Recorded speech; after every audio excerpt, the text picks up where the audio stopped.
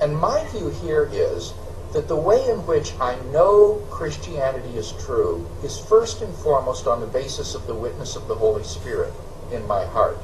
And that this gives me a self-authenticating means of knowing that Christianity is true wholly apart from the evidence. And therefore, if in some historically contingent circumstances the evidence that I have available to me should turn against Christianity, I don't think that that controverts the witness of the Holy Spirit. William Lane Craig. I am sure the title of this video caught your attention. And I'm not going to lie, I deliberately wanted to make it provocative in this case, which I don't usually do. This video, I want to state up front, is directed not at Christians, but at atheists and freethinkers. Because I could give a rat's testicle about the high regard that William Lane Craig is held by Christians. Who gives a shit? No, I would really like to know why my fellow freethinkers and non-believers, agnostics, atheists, and so on, why you think this man is an honest academic who should be respected. When I was a Christian, I read some of William Lane Craig's stuff. He even spoke at Calvary Chapel where I went. I only caught half of his talk that day because I was coming out of a worship session, but that's not the point. I did like him when I was a Christian. Surprise, surprise. I have since spent probably the most time here on YouTube listening to his debates and watching his videos more than any other apologist because he is held in such high regard by atheists. I mean, we mock Ray Comfort, we mock Lee Strobel, up, down, and sideways, but William Lane Craig isn't in the same category as those guys. And while he may not come off as a bumbling buffoon like Ray Comfort does, I am tired of the respect that this man gets because he doesn't fucking deserve it. Okay, I am laying down the gauntlet here about Dr. William Lane Craig. Dr. William Lane Craig has doctorates in philosophy. I don't need to tell you how I feel about philosophy, and I'm not going to get into, yes, I know it has certain practical applications, yes, I know it has, but I mean, he has a doctorate in navel gazing. He also has a doctorate in theology, okay? Which might as well be a doctorate in astrology or sphincterology. What disciplines has this man had to study? Does he read dead languages? That would be a discipline. Does he study ancient artifacts? No. He interprets bullshit and he navel gazes. William Lane Craig is a dishonest prick. Well, Agman, that's a tough charge. Oh, really? Did you hear what I just played? Okay. First, this guy has, and he has a quote in a book as well, where he expresses much the same sentiment, only he elaborates even further. Okay? And it's not taken out of context. This guy has said, look, even if the evidence goes against Christianity, by the way, fucktard, it is, but, that's not the point, and it actually only serves to illustrate this.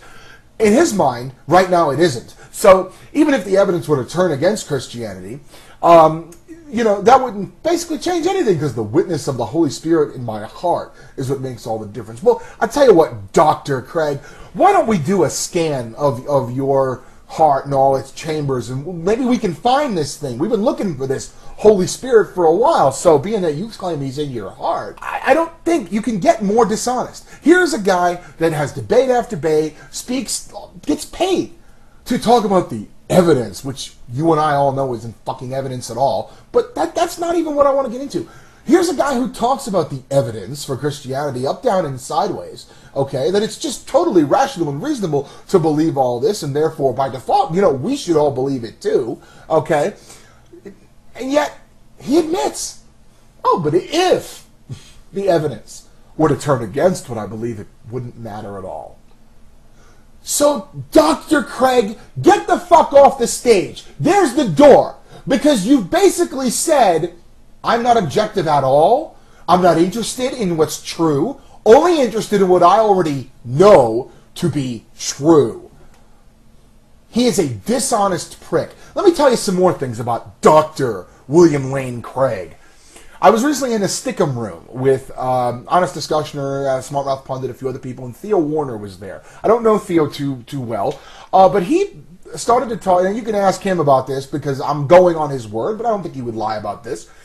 He was talking about listening to a debate in which Dr. Craig mentioned a bunch of quotes that, in fact, were taken from a study that was done, and Theo Warner said he was having a hard time following exactly where he was sourcing this from, and so he did some research, and it turns out he was quoting Dr. Gary Habermas, another Christian apologist, whom I like a little bit better than William Lane Craig, by the way. But he was quoting Gary Habermas, and in fact, these quotes were taken from historians, completely out of context. They were changed. Theo Warner, I think, I can't quote him exactly, but he said something like, basically, you wouldn't even know that that's where these quotes were from because they were butchered and twisted to say something they were not saying. Okay? Quote mining of out of context nonsense. Okay? Now, either Dr. Craig is an incompetent fool or he's a dishonest prick, and my money is on dishonest prick. He is also a creationist. Okay? I'll put a link to the right of the screen to A. Skeggs' video in which you'll hear him spouting a lot of Hovind bullshit about evolution. Here is a guy that gets up in front of people and talks about science, okay, talks about the Big Bang and how, hey, life had a beginning. Actually, he never deliberately says the Big Bang, but he talks about how scientists, quote unquote, I'm going to paraphrase him here, but he says it pretty much like, he doesn't say the words the Big Bang, but scientists tell us that the universe had a beginning, and then he goes on from there with his cosmological bullshit. Now, I would love to know if Dr. Craig accepts astrophysics, because that would be just like a hypocrisy sandwich if he didn't. Because, like I said, he never actually says Big Bang. He never talks about the expansion of space-time. He just quotes what's convenient enough for him to make his point. I would bet dollars to donuts. I really would love to know this, that he doesn't accept our modern understanding of astrophysics and cosmology, thereby completely obliterating his argument as being just fucking dishonest. Okay, but he doesn't accept, I know that he doesn't accept evolution. Okay, so here we have a guy who is using science to prove his fictitious sky fairy. Okay, yet he rejects much of modern science because it, like he said, disagrees with what he knows in his heart. I'm going to put another link. Now, unfortunately, these links are to videos to a guy who's a butt monkey for Dr. Craig. It's called Dr. Craig Videos. It's not put out by William Lane Craig, but a fan of his.